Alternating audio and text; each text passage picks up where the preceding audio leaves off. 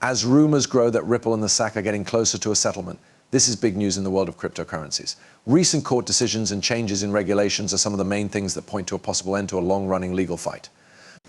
Don't forget to subscribe, like, and share, and stay tuned for more news on this important event. Now, let's get started. First, the XRP triangle that had been there for 2,700 days finally broke. By the way, this is one of the people who don't like XRP. What we saw, and yes, he is kind of telling the truth, is that we basically broke out of this trend. Everyone thought it would break out in an upwards movement, but what we saw, we dropped it below as low as 40 cents. It's pretty dramatic, but we already know why it happened. The reason all the altcoins went down was not because the cryptocurrency market went down or because XRP is bad or something.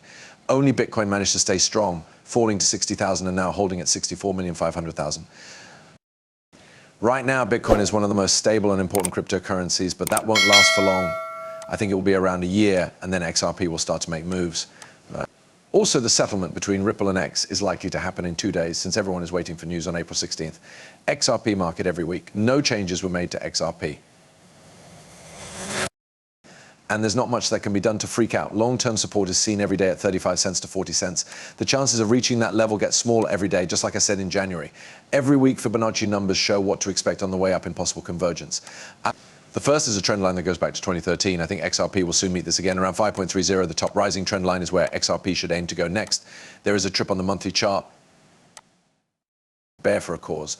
These are the only important trend lines. XRP could go off at any time between June 2024 and January 2025, thanks to a huge 6-year compression and a lot of real-world factors coming together at the same time. Let's see where the day and week take us. Don't worry, people. You should know that bulls don't like having people on their backs if you've never read one. Holding on to a gold. The next stop is a report on the XRP Q1 candle. We were right about the range that XRP would trade in based on the updated chart below in the 2-week time frame. It has now reached our lowest goal. The next move could be anywhere from 1,000% to 3,000%. It might be hard for 99% of people to understand how the market is doing these days because of how volatile it is. The chart below, on the other hand, shows a possible price goal of $10 to $22. If the same partial moves happen again and again, the XRP army stays put. Their next move will be aggressive, so get ready to be surprised. The lowest price that XRP can go is now 38 cents, but I think it will go a little lower in this global correction. We should have seen the January 2024 low out, which is a shame. Now we are looking for 5 macros to finish this correction. I believe we are in the third of a C, along with the yellow band on the XRP Bitcoin chart.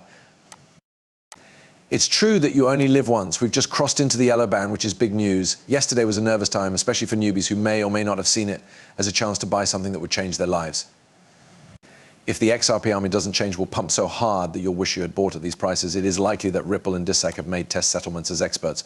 Recent events have led to talk of a possible deal between the US Securities and Exchange Commission and Ripple, even though there is no proof. A well-known person in the XRP community named Ashley Prosper has looked into a number of factors that could point to a settlement. First, it brings up the recent Second Circuit decision in the SEC vs. Gobble case, which rejected the SEC's request to overturn a decision on disgorgement, which could have an effect on the SEC's case against Ripple. Second, Prosper says that the SEC's remedies-related brief doesn't do enough to find investors who have been hurt, which is a key part of their case. Regulator recently started looking into Ethereum and Uniswap, which is another important change in DSAC's obvious shift in focus. Ethereum could be labeled as a security, and Uniswap would get a wealth notice that isn't a joke trade. This change could be a smart move that gives the SEC more time and money to work on other things while the court case against Ripple continues.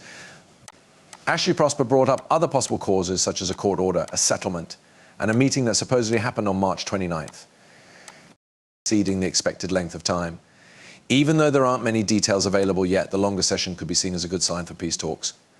Ripple's recent move into the stablecoin market and Astro's rapid release of 500 million XRP have also led to rumors of a settlement between the two sides. Is this the end of the well-known XRP lawsuit? The case is still going on, and Ripple needs to respond to DSAC's brief by April 22nd. Also, Prosper has since explained why some of his first findings were wrong. There is no settlement meeting planned for April 16th, and the release of 500 million XRP was already planned to meet monthly requirements. There are, however, other important factors that suggest a settlement is likely with the Gava lawsuit decision, citing how there's a big one. People have also said that the recent SEC meeting behind closed doors on April 11th, which was held under the Sunshine Act, could be a sign of a settlement. But what the talks were really about is still unknown. There is a lot of talk about a settlement, but the official result has not been announced yet.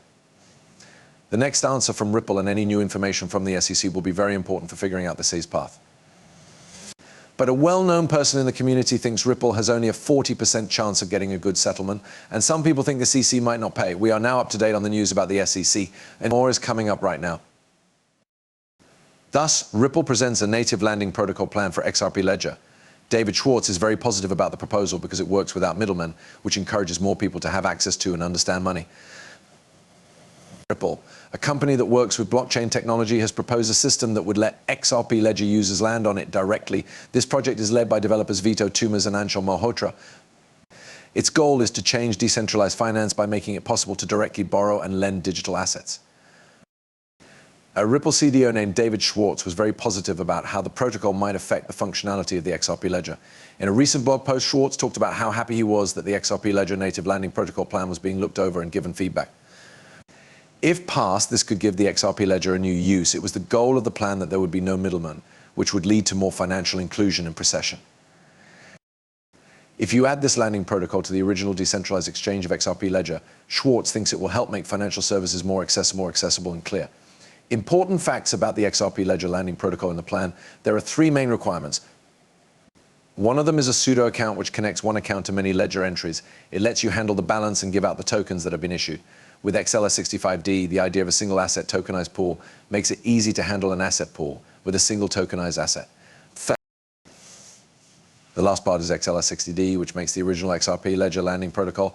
Earlier specifications, on the other hand, are used to handle the assets of liquidity providers, do chain underwriting, and do other things related to recording agreements and managing loans on the blockchain.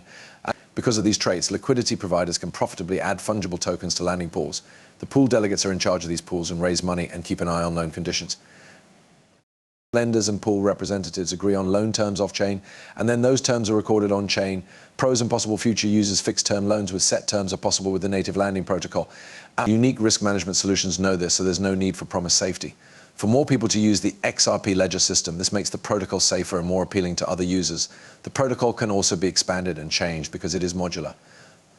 This allows for the creation and use of decentralized landing apps. We learned everything we needed to know from these lessons. Don't forget to like, share, and follow. Peace, and see you in the next one.